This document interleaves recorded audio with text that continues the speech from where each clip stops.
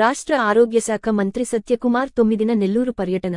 BJP జిల్లా అధ్యక్షులు సిపారెడ్డి వంశీధర్ రెడ్డి నెల్లూరు నగరంలో బుధవారం జిల్లా పార్టీ కార్యాలయంలో విలేకరుల సమావేశంలో మాట్లాడుతూ జాతీయ చేనేత దినోత్సవం సందర్భంగా ప్రతి ఒక్కరు చేనేత వస్తువులు కొనుగోలు చేయాలని అందరికీ శుభాకాంక్షలు తెలియజేశారు.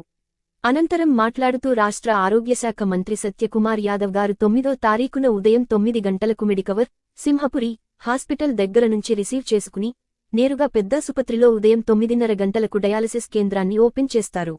ఆ తరువాత 10 గంటలకు కిలారు తిరుపతి నాయుడు కళ్యాణ మండపంలో కార్యకర్తలతో సమావేశం ఉంటుందని, మధ్యాహ్నం 1 గంట కార్యకర్త గృహప్రవేశంనికి హాజరవుతారు.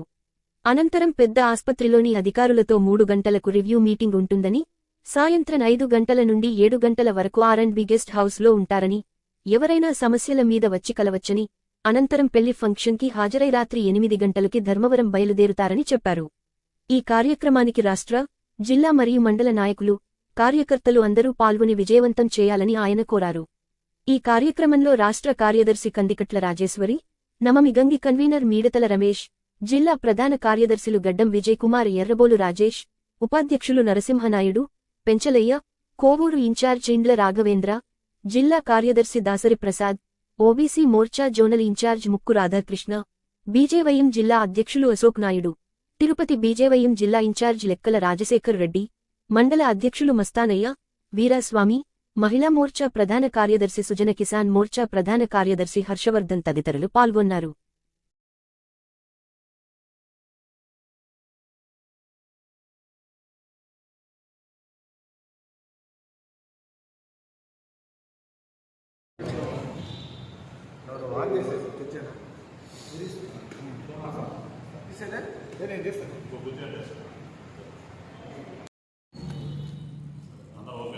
Okay sir.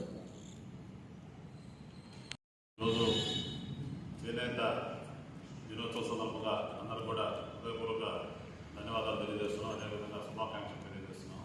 సో ప్రతి ఒక్కరు కూడా చేనేత వస్త్రాలు కొనుగోలు చేయడం, వాటిని అందరం కూడా మనందరం కూడా వాడే విధంగా కేంద్ర ప్రభుత్వం అంటే ప్రధానమంత్రి గారు నిర్ణయం తీసుకుని అందరినీ కూడా ఏంటంటే ప్రతి ఒక్కరు కూడా చేనేత వస్త్రాలు చేనేత కార్మికులు అభివృద్ధి చెందే దానికోసంగా వాళ్ళ వస్తువులు ఉత్పత్తి చేసినటువంటి వస్తువులు కొనుగోలు చేసే విధంగా అందరినీ కూడా దేశంలో ఉన్నటువంటి ప్రజలందరూ కూడా పాడడం జరుగుతుంది.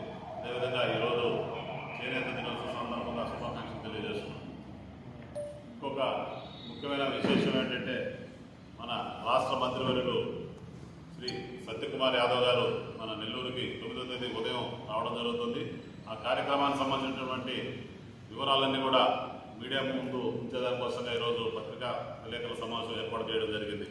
ఆయన 9 గంటలకంతా కూడా సింహపురి హాస్పిటల్ అంతా వద్దకు వస్తారు. అక్కడ మేమందరం కూడా రిసీవింగ్ కార్యక్రమం ఉన్నది.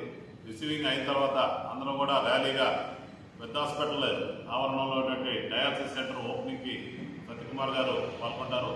ఆ ఓపెనింగ్ అయిన తర్వాత వెంటనే ఏదైతే పెద్ద హాస్పిటల్కి ఆపోజిట్లో ఉన్నటువంటి కిలారి తిరుపతి నాయుడు గారి కళ్యాణ మండపంలో బీజేపీ కార్యకర్తలకు సంబంధించినటువంటి సమావేశం ఉంటుంది. సమావేశం అనంతరం బీజేపీ కార్యకర్త గృహప్రవేశానికి వెళ్ళడం జరుగుతుంది. 2 గంటల సమయంలో 1 గంటకి గృహప్రవేశానికి వెళ్ళడం జరుగుతుంది. దాని తర్వాత విశ్రాంతి తీసుకున్న తర్వాత 3 గంటలకి పెద్ద హాస్పిటల్లో రివ్యూ మీటింగ్ నిర్వహించడం జరుగుతుంది.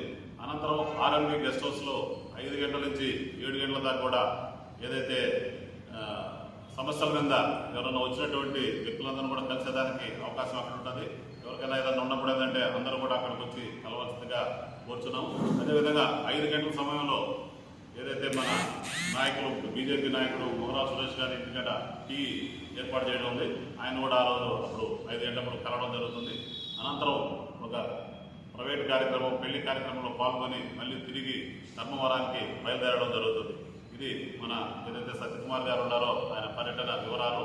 ఈరోజు ఏదైతే ఆయన వచ్చే సందర్భంగా ఏదైతే భారతీయ జనతా పార్టీ మండల నాయకులకి, అదేవిధంగా జిల్లా నాయకులకి, అందరూ అదే ప్రజలకు కూడా అదేవిధంగా అందరూ కూడా మేము ఏంటంటే మీరందరూ కూడా ఆ కార్యక్రమానికి ఇచ్చేసి మీరందరూ పాల్గొని జయప్రదం చేయవలసిందిగా కోరుకుంటున్నాం. అందరికీ ధన్యవాదాలు తెలియజేస్తున్నాం. భారతదేశంలో వ్యవసాయ రంగం తర్వాత అతిపెద్ద రంగమైన చేనేత రంగం ఈరోజు ప్రమాదకరమైన స్థితిలో ఉంది.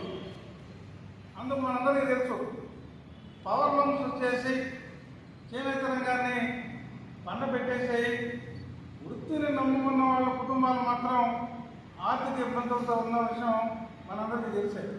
ఇది గమనించిన నరేంద్ర మోడీ గారు 2015లో మొట్టమొదటిసారి జాతీయ చేనేత దినోత్సవం అని చెప్పి ఆయన ప్రకటించి చేనేత ఉత్పత్తులను ఎంకరేజ్ చేయాలని చెప్పి ఆయన కోరడం జరిగింది. ఈరోజు పెన్షన్లు ఇస్తున్నారు, గవర్నమెంట్ ఆర్థిక సహాయం చేస్తుంది. ఎవరికంటే గుంటలో నిలబడి మగ్గం వేసే యొక్క ఆ వ్యక్తికి మాత్రమే పెన్షన్ కానీ గుర్తింపు కార్డు కానీ ప్రభుత్వాలు ఇస్తూ ఉన్నాయి. మేము భారతీయ జనతా పార్టీ తరఫున ఈ రాష్ట్ర ప్రభుత్వానికి కేంద్ర ప్రభుత్వానికి కూడా చేనేత రంగ సమస్యలు తీసుకెళ్లే ప్రయత్నం చేస్తూ ఉన్నాం. ఒక వస్త్రం తయారవుతుంది అని అంటే మగ్గంలో గుంటలో నిలబడినంత మాత్రం వస్త్రం తయారు కాదు.